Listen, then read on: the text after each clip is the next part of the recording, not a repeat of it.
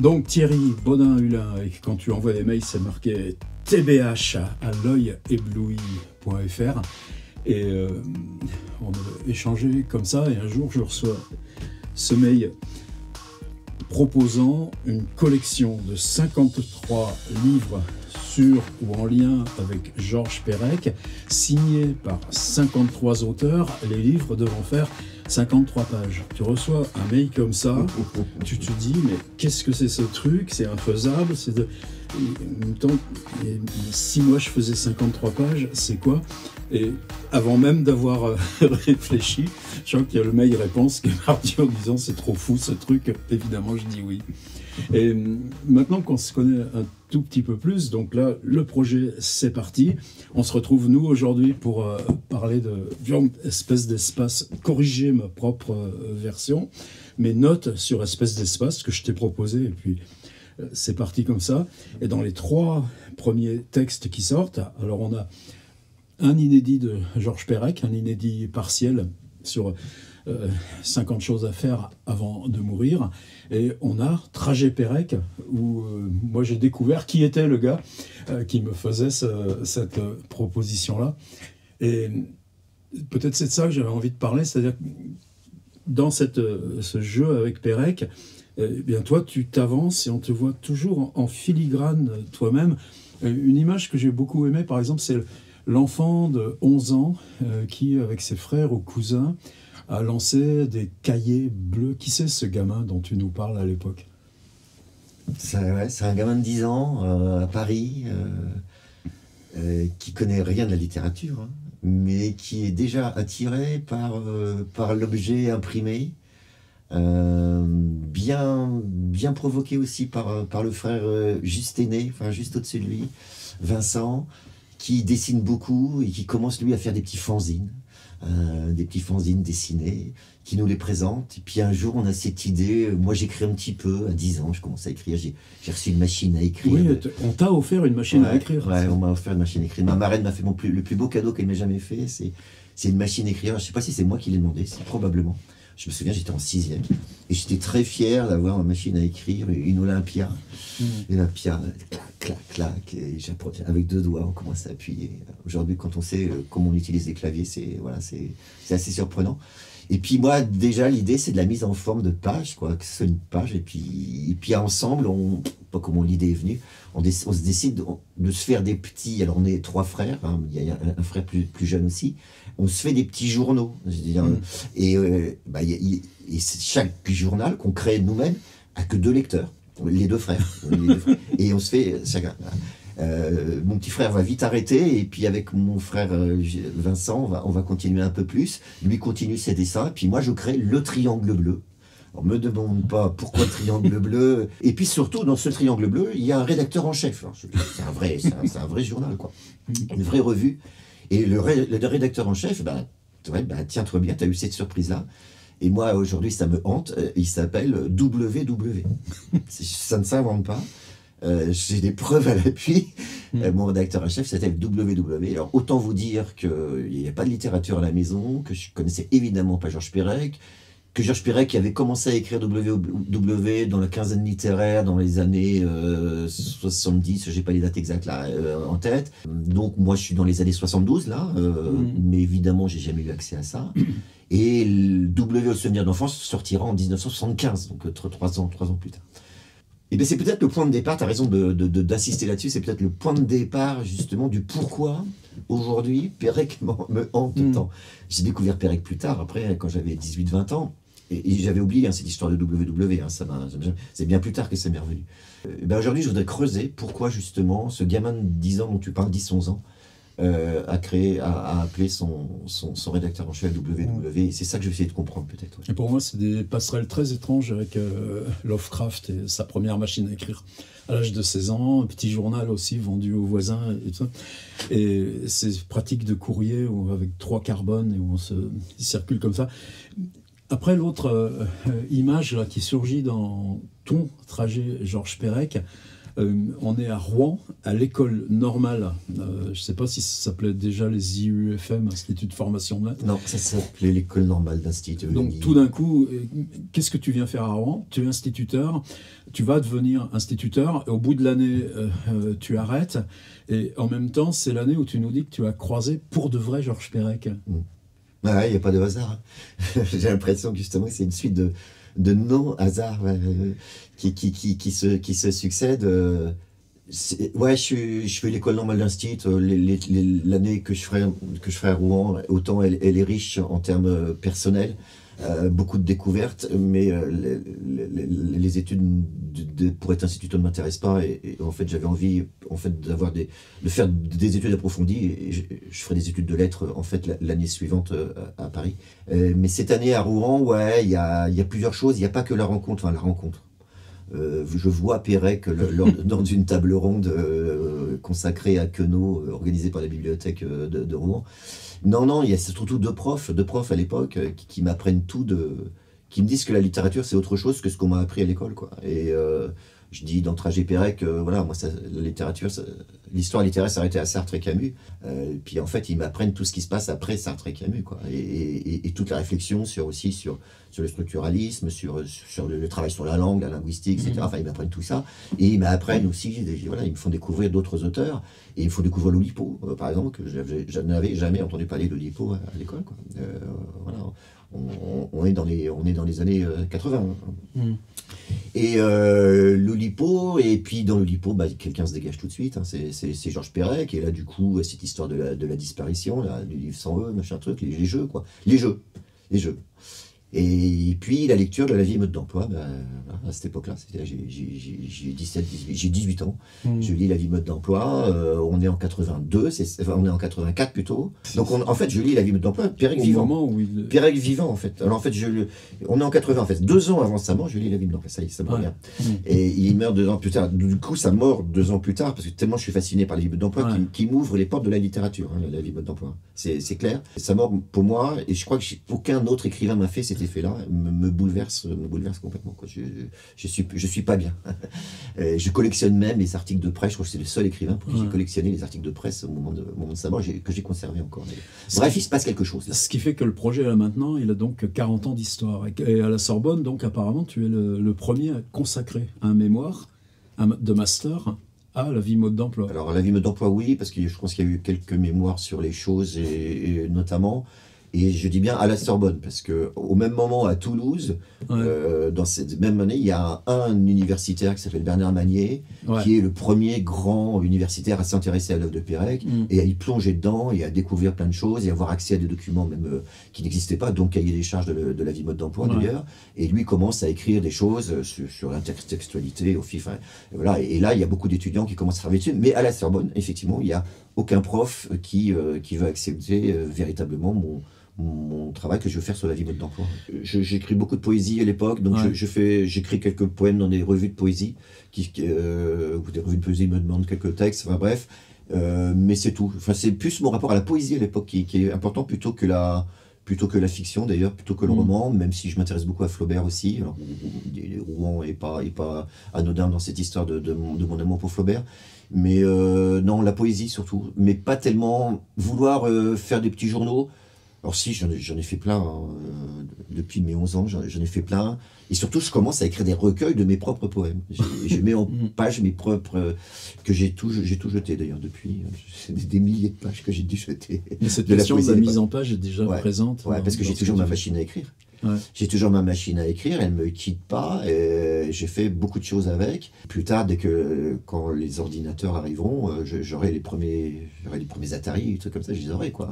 J'écris dessus. Ton Atari Je sais plus. Moi, c'était 88, mon Atari 1040. Alors que Perec, son premier texte sur les ordinateurs, c'est 1969, quand sa découverte. Et là, j'apprends la mise en page aussi sur ordinateur. Alors, dans Trajet, revient tout d'un coup, c'est l'idée qu'en 97, tu lances une maison d'édition collective qui s'appelle l'Escarbille. Moi, c'est ça qui m'intéresse aussi, c'est qu'est-ce qui fait que quelqu'un décide d'aller vers l'édition plutôt que d'aller vers l'écriture? Comment ça vient, ce rapport-là? Ta question est hyper intéressante parce que tu lis ça à l'écriture, parce que j'écris aussi. Mais je suis plus attiré vers l'écriture des autres que vers ma propre écriture, ou en tout cas, on va me le dire autrement, Peut-être que c'est le travail sur l'écriture des autres et avec les autres qui va me permettre, moi, de mieux comprendre mon travail d'écriture. Et j'ai toujours mis effectivement en retrait mon travail d'écriture par rapport à mon travail de regard sur les textes des autres. Donc l'escarbille, oui, c'est ça. Alors, je me voyais pas du tout, j'en parlais à quelques amis. C'était collectif, c'était... Ouais, je me voyais pas du tout faire quelque chose tout seul. Puis d'abord, je connaissais rien à l'édition en plus. Non, ouais, j'ai une bande de copains, quoi, ou des gens même que je connaissais pas bien, mais dont je me suis dit qu'ils pouvaient être intéressés par le projet. Donc on est, je sais pas, on est 6, 7 même au départ. Ouais, c'est lié à la ville de Nantes ouais, c'est des Nantais. La vie littéraire sur place? Non, des lieux de lecture? Non, pas vraiment. Le non, lieu unique. Ouais, non, c'est pas lié à la vie culturelle nantaise, ni à la vie littéraire nantaise. Il se trouve que c'est à Nantes, mais voilà, et on crée l'Escarbille, éditeur de premiers romans. En fait, des gens me faisaient des personnes que je connaissais, des amis, me faisaient lire leurs manuscrits, et certains je les trouvais bien, mais ils ne trouvaient pas preneur en tant que voilà, ils ne prenaient pas preneur pour l'édition. Et je me suis dit tiens, si on crée justement quelque chose qui serait un marchepied pour faire connaître quelqu'un, pour faire connaître une écriture, voilà, une autrice, un auteur. Et donc c'est cette idée-là que j'ai lancée auprès d'amis. Si on crée une maison d'édition, on publierait que les premiers romans, marchepied pour l'avenir, pour ces gens-là, quoi. Et bah ça a tilté l'Escarbille, et deux fois par an on publiait des premiers romans. Alors donc on lisait du manuscrit, manuscrit tous les jours. Voilà, 13 ans de lecture de manuscrits tous les jours pour publier. Bon, et puis à partir de ce moment-là, un moment, tu fais Cavalier seul, ouais. Et ça va s'appeler L'œil ébloui. Ouais. Alors tu racontes cette naissance, et L'œil ébloui, donc c'est une expression qui est chez Georges Perec. Ouais. Moi, je serais passé totalement à côté de ça. Pourquoi tu as quitté le collectif? Pourquoi tu crées ta propre maison? Et qu'est-ce que Perec vient faire là-dedans? Le collectif lui-même, il s'essouffle. Il s'essouffle non pas parce qu'ils ne marchent plus ensemble, mais parce qu'il s'essouffle de lire des manuscrits. Donc on s'épuise à lire des manuscrits. Et voilà, il y a autre chose peut-être à lire aussi que des manuscrits, que ça bouffe notre temps de lecture d'autre chose. Donc on arrête pratiquement en même temps les 3-4 membres vraiment fondateurs du groupe. C'est repris par une autre équipe, on passe le relais. Se passe 1 ou 2 années, voilà, rien de particulier, et puis les vieux démons reprennent. Hein. Du coup, on revient en 11 ans, hein, et les premiers journaux. Non, j'ai besoin de faire quelque chose, et du coup, je fais le contraire de l'Escarbille. L'Escarbille, c'était associatif, on lisait des manuscrits, et voilà. Là, c'est un projet personnel, je vais tout faire tout seul, et je ne veux plus lire des manuscrits. et donc, je vais moi-même aller chercher auprès Qu'est-ce qui te passionne dans l'édition? C'est tout ce que je trouve rébarbatif, c'est-à-dire aller sur les salons, se lancer dans la fabrication. Bon, pendant des années, on livre la disquette à l'éditeur et basta. Moi, j'ai mis très très longtemps avant de m'approprier ces éléments-là. C'est le choix. Je pense à Bernard Comment, vous savez, qui dit éditer, c'est dire non, apprendre à dire non. C'est tout ce processus-là, justement, de la mise en page, du format, du choix des matières. Et puis ensuite, c'est le défendre, le livre. Et je vois bien les salons que tu fais, cette vie-là. Qu'est-ce qui fait qu'on choisit ça? On a envie de se faire mal ou quoi? Oui, ou de perdre de l'argent? Ou tu es riche à ce point-là? Alors non, il y a un principe de base. Si je fais ça, c'est que je ne perds pas d'argent. J'en gagne pas. Je cherche pas à en gagner forcément. S'il y en a, tant mieux. Mais s'il y en a pas, non, l'argent que je gagne, il est fait pour publier la suite. Non, mais ne pas perdre d'argent. Si un jour je perdais de l'argent, j'aurais arrêté. Je pense que ça serait voilà. Mais non, il y a plusieurs choses en fait. Il y a l'objet livre. Ben voilà, on revient sur les 11 ans, quoi, toucher du livre. L'objet livre, j'aime le fabriquer, j'aime le faire. Je m'approprie le texte de l'autre en faisant les maquettes. Moi, j'adore faire les maquettes, c'est là où je m'approprie le texte, où je rentre dedans, où je le comprends mieux d'ailleurs, parfois. Donc ça, c'est important. Il y a la rencontre. Le métier d'éditeur est un métier de rencontre. Je ne conçois pas d'être éditeur sans lier des liens forts avec les personnes que je publie.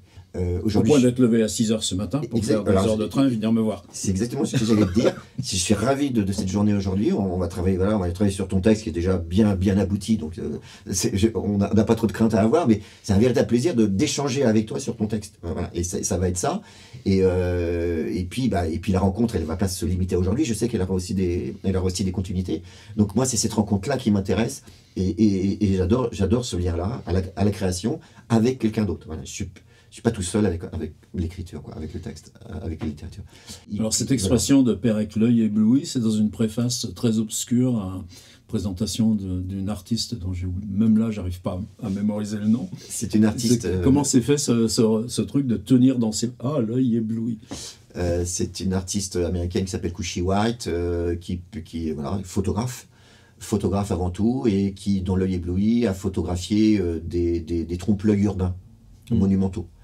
Et donc l'œil ébloui, c'est un livre de photographie avant tout, de Cushy White, de trompe-l'œil urbain. Et Pérec, le titre du livre. Et c'est bien le titre du livre, Ouais. et Pérec en a écrit la préface sur, c'est relativement facile à lire, sur le trompe-l'œil, l'art de l'illusion. Ouais. Un texte qui a été repris dans d'autres livres de Pérec depuis ou... Non, il n'existe que là. Il n'existe que dans cette Donc édition. on a encore des choses à découvrir de Pérec. Bah, l'œil ébloui, oui, on peut C'est Pérec sur le trompe-l'œil. sur eBay, on peut se procurer facilement l'œil ébloui pour 10-20 euros. Hein. Pas de souci. Bon, ce sera commandé avant qu'on diffuse. Voilà, alors, ce qui est là aussi, par hasard, alors l'œil ébloui, alors l'escarbille d'abord, l'œil ébloui après, je trouve qu'il y a un lien, voilà, on fait l'image qu'on veut et les métaphores qu'on veut, mais je trouve qu'il y a un lien fort. L'escarbille, c'est ce petit charbon incandescent qu'on reçoit dans l'œil, et puis voilà, l'œil ébloui. Bon. Je trouve qu'il y avait un lien très fort entre les deux, et puis bah, je sais pas expliquer pourquoi, bah oui, je me retourne vers Pérec encore une fois pour trouver le titre de ma maison d'édition, quoi. Non, mais ça fait partie de cette somme de hasard qui me fait bigrement, mine de rien, qui me fait aller vers 53, quoi. Ouais. Voilà. Alors 53, là, c'est donc le livre de Pérec, 53 jours, roman posthume, inachevé.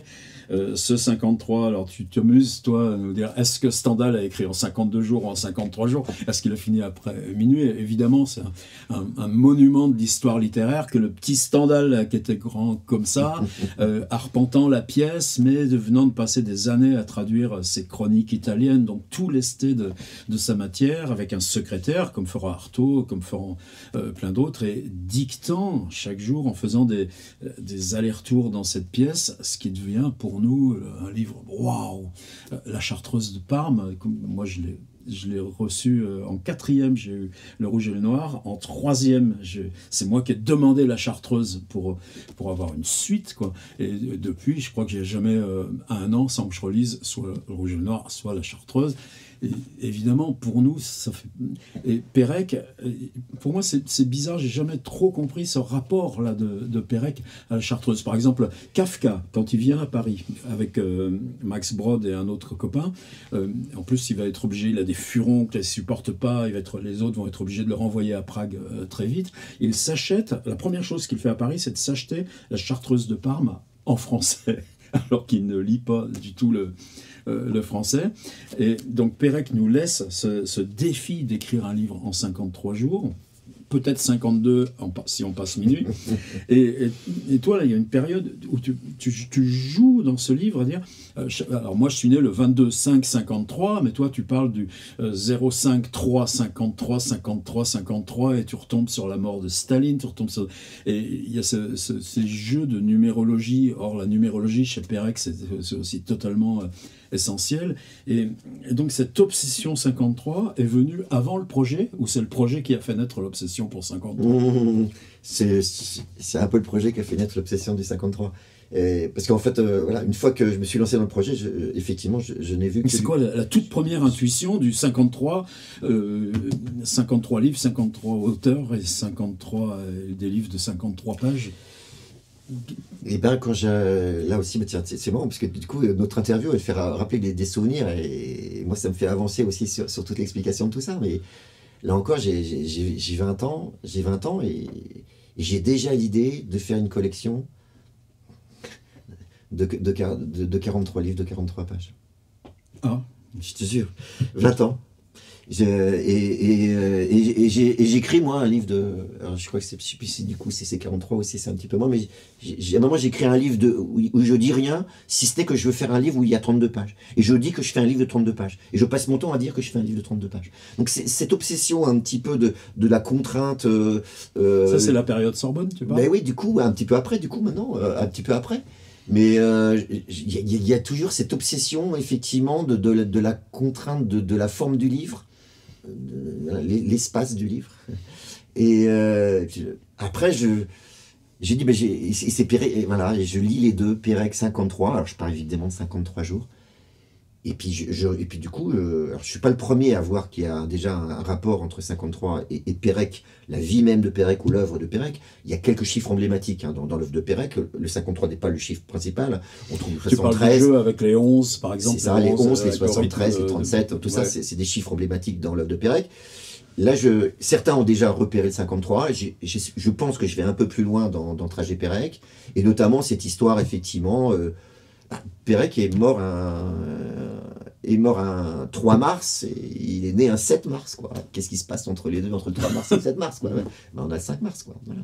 Mais c'est pas le seul, la question. Parce que du coup, il y a les coïncidences dans l'œuvre de Pérec, mais il y a les coïncidences aussi, du coup, moi je les trouve dans ma propre vie. Et depuis qu'effectivement j'ai cette idée, je ne vois que du 53. Alors si je te dis que j'étais à la place 53 dans mon train ce matin, tu vas pas me croire, mais je te jure que c'est vrai.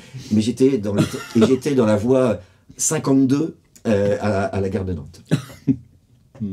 Alors donc l'idée, quand naît cette idée 53 livres, 53 auteurs, 53 pages. Et Pérec comme lien central. Tu racontes dans Trajet que, en fait, tu sais, il y a eu un dispositif d'accompagnement de la région, tu sais pas trop quoi faire, tu as l'air de dire comme ça, bon, c'est venu comme ça, et ils m'ont dit, oh, c'est un truc fou, ça pourra pas marcher, etc.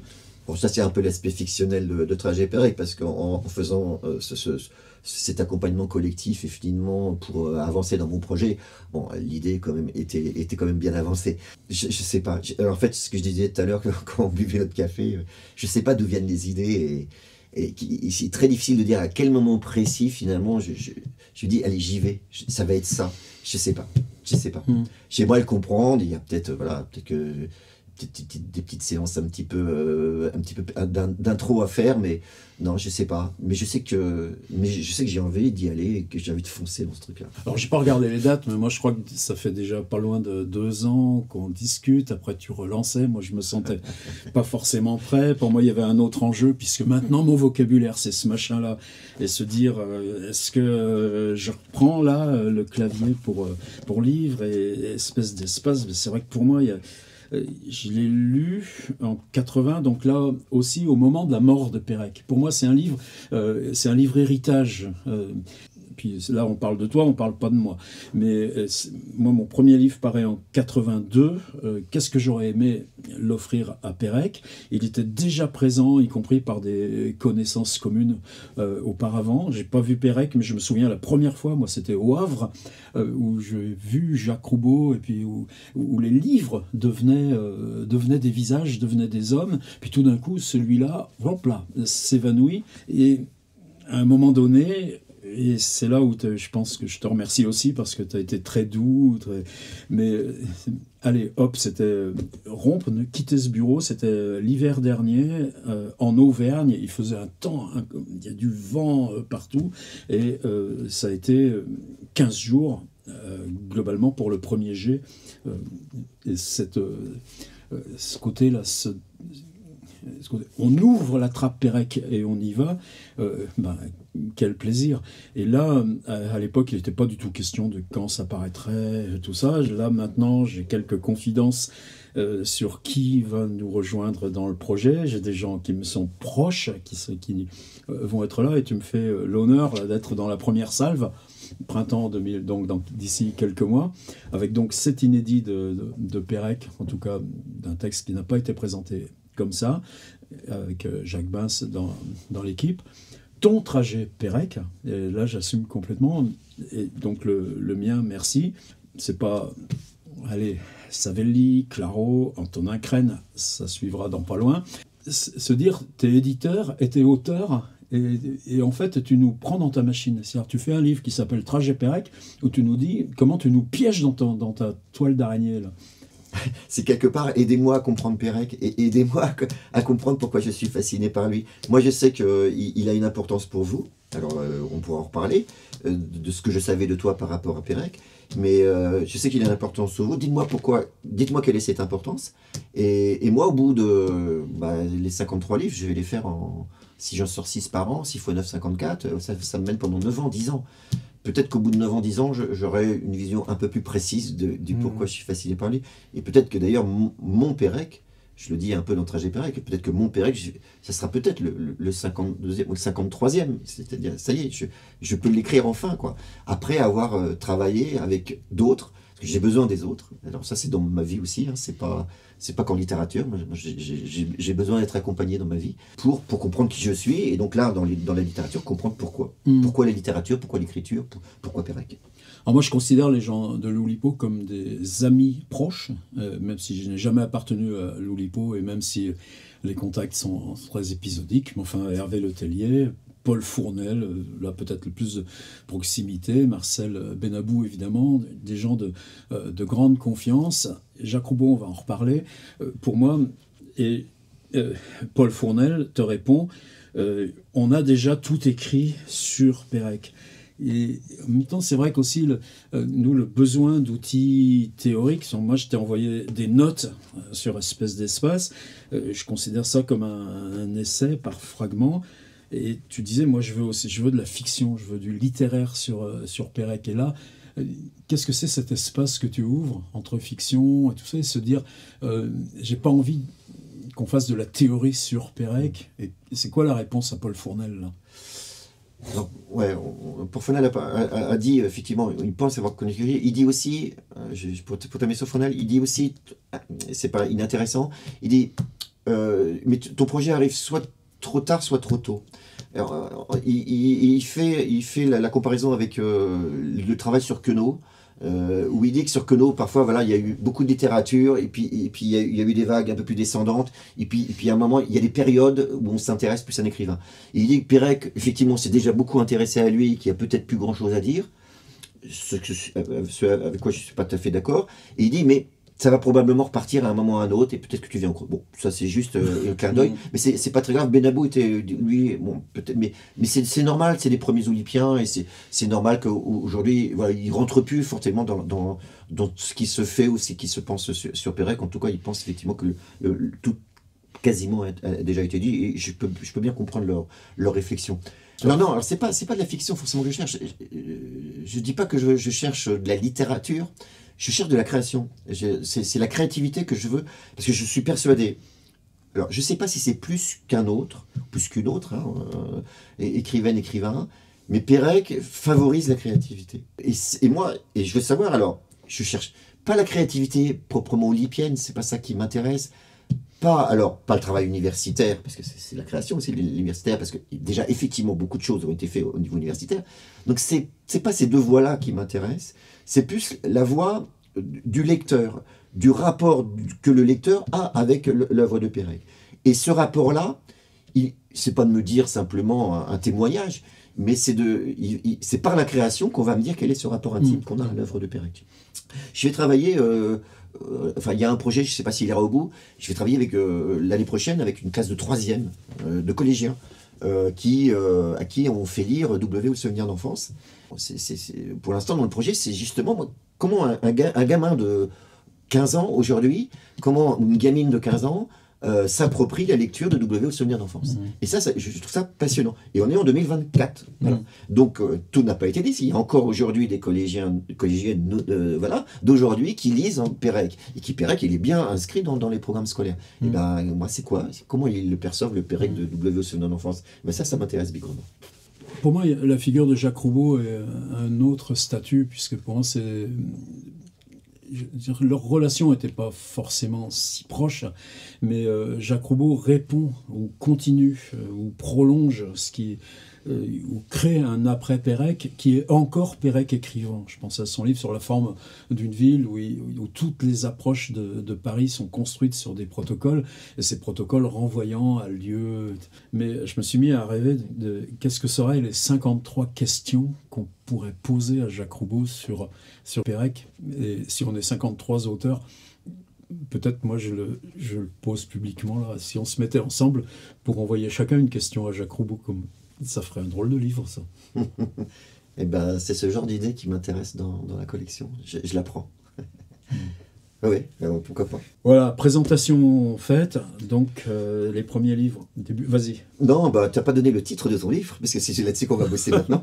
Ça va s'appeler L'espace commence ainsi, hein, note sur espèce d'espace, ta lecture personnelle d'espèce d'espace, et puis comment ce livre qui te suit depuis, tu dis, plus de 40 ans, pourquoi il te suit encore, et c'est moi qui fais l'intervieweur, pourquoi il te suit encore, et pourquoi aujourd'hui, voilà, tu es encore dessus, quoi.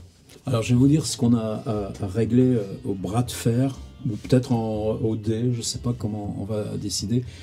Ça c'est une réédition d'Espèce d'Espace chez Galilée, avec une 4e de couverture vide. Mais mon historique Espèce d'Espace, à l'arrière, il y avait 5 petites lignes. On disait que en 1984, l'astéroïde... Ah, voilà, merci. La petite planète numéro 2817 1982 UJ porte depuis 1984 le nom de Georges Perec. Et quand j'ai envoyé à Thierry mon premier manus, le fragment numéro 53, c'était justement sur le fait que cette phrase-là ait disparu ensuite des éditions et de la magnifique réédition de Jean-Luc Joly avec fac-similé. Et à ce moment-là, Thierry m'envoie son PDF de trajet et le dernier fragment, c'était au mot près, de façon non concertée, la même chose. Alors lequel des deux va garder ce passage? Ben, vous aurez la réponse. Ouais, soit on la donne tout de suite la réponse, moi je viens la donner tout de suite. Moi, si je reviens sur les hasards qui ne sont pas, moi j'adore cette coïncidence-là, que tu termines toi sur ça et que je termine aussi sur ça. Ben voilà, on fait un échange de direct devant la caméra. Bon, moi je vais te proposer de les garder tous les deux, bien évidemment, quoi. Voilà. Et voilà.